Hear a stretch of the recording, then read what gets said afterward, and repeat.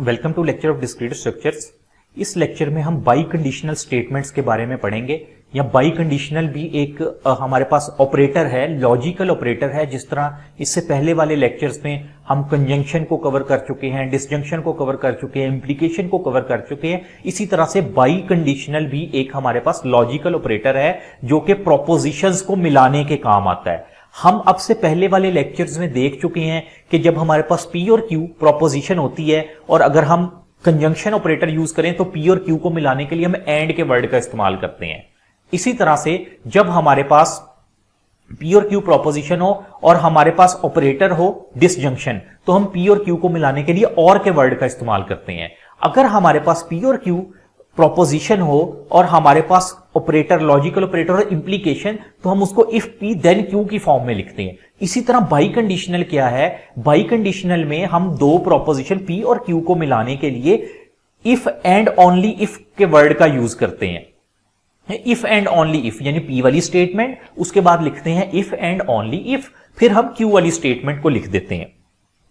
और ये स्टेटमेंट के लिए कि ट्रू और फॉल्स कब होती है, ये स्टेटमेंट के लिए जो हम साइन यूज करते हैं इस तरह का बाई कंडीशनल साइन, यानी जो हम इंप्लीकेशन में के लिए तो सिंगल एरो वाला साइन यूज करते हैं ना, यहां पे हम क्या करते हैं, बाई कंडीशनल डबल एरो वाला साइन हम यूज करते हैं। और ये ट्रू कब होता है? When P and Q have the same truth value and false otherwise, यानी पी और क्यू की ट्रूथ वैल्यू सेम हो। सेम से क्या मुराद? यहां तो पी और क्यू दोनों ट्रू हो, यहां पी और क्यू दोनों फॉल्स हो। अगर ऐसी सूरत होगी तो हमारी बाई कंडीशनल जो है वो स्टेटमेंट ट्रू होगी, अदरवाइज वो फॉल्स होगी।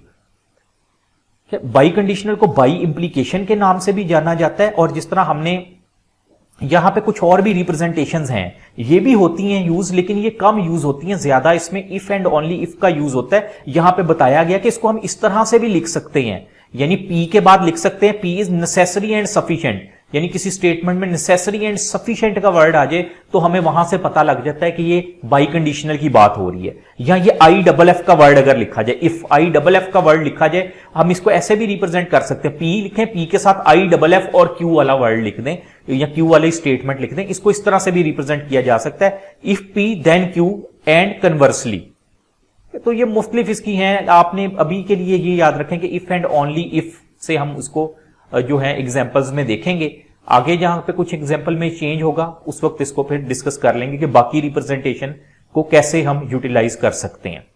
तो इसका ट्रुथ टेबल देखते हैं। पहले हमने कहा जहां पे ये सेम होगा वहां पे ट्रू है। ये देखें दोनों वैल्यू ट्रू है, इसलिए इसकी बाई कंडीशनल भी जो है वो ट्रू होगा। दोनों वैल्यू सेम है यानी दोनों फॉल्स हैं, तब भी ये ट्रू होगा, अदरवाइज फॉल्स होगा। तो इसकी एग्जाम्पल क्या है? हमारे पास let P be the statement you can take a flight, ये पी है, and Q be the statement you buy a ticket. हमने क्या करना है? हमने इसको रिप्रेजेंट करना है किस फॉर्म में? हमने इसको पी बाई कंडीशनल क्यू की फॉर्म में रिप्रेजेंट करना है। तो हम क्या करेंगे? पी वाली स्टेटमेंट, उसके साथ इफ एंड ओनली इफ लिखेंगे और क्यू वाली स्टेटमेंट। जिस तरह से ये देखें यहां पे लिखा हुआ है, देखें पी वाली क्या है? You can take a flight, हमने लिख दिया you can take a flight, P वाली स्टेटमेंट लिख दी। क्यू वाली स्टेटमेंट क्या है? You buy a ticket, you buy a ticket, ये क्यू वाली स्टेटमेंट है। उन दोनों को मिलाने के लिए हमने क्या यूज किया? इफ एंड ओनली इफ का। If and only if, you can take the flight if and only if you buy a ticket. तो इस तरह से हम बाई कंडीशनल को लिखते हैं। एक एग्जाम्पल, सेम एग्जाम्पल जो हम कवर करते आ रहे हैं, इसको समझने के लिए हमारे पास पी स्टेटमेंट है टुडे इज फ्राइडे, क्यू है इट इज रेनिंग टुडे। हमने क्या करना है? P by conditional Q find करना है और ट्रू और फॉल्स केसेस फाइंड कर रहे हैं। तो वो क्या होंगे? हमें सबसे पहले तो ये एक टेबल हमने ड्रा कर लिया जो कि आपको आना चाहिए जुबानी। उसके बाद पी इंप्लीकेशन क्यू क्या है? टुडे इज फ्राइडे, हमने इफ एंड ओनली इफ को यूज किया। आगे क्यू वाली स्टेटमेंट इट इज रेनिंग। अब ट्रू और फॉल्स केसेस क्या है? ट्रू हमें पता है दो दफा होगा। कौन सा केस होगा? जब दोनों ट्रू हो या दोनों फॉल्स हो। दोनों ट्रू होने का क्या मतलब?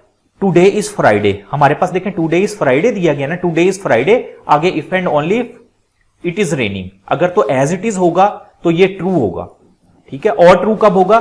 जब दोनों फॉल्स हो, यानी today is not Friday and it is not raining today, तो ये फॉल्स होगा, अदरवाइज ये दो केसेस में ट्रू होगा, अदरवाइज फॉल्स होगा। फॉल्स वाले केसेस भी हमारे सामने हैं, ये फॉल्स वाले केसेस है।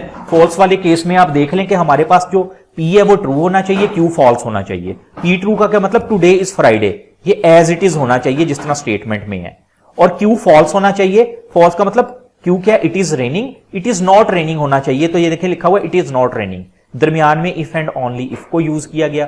तो इस तरह से हम ट्रू और फॉल्स केसेस इसके पता लगा सकते हैं। तो ये हमारा लेक्चर था बाई कंडीशनल के बारे में। उम्मीद है आपका कॉन्सेप्ट क्लियर हो गया होगा कि बाई कंडीशनल को हम किस तरह से ट्रू और फॉल्स केसेस फाइंड करते हैं, उस स्टेटमेंट को किस तरह से लिखते हैं। Thank you.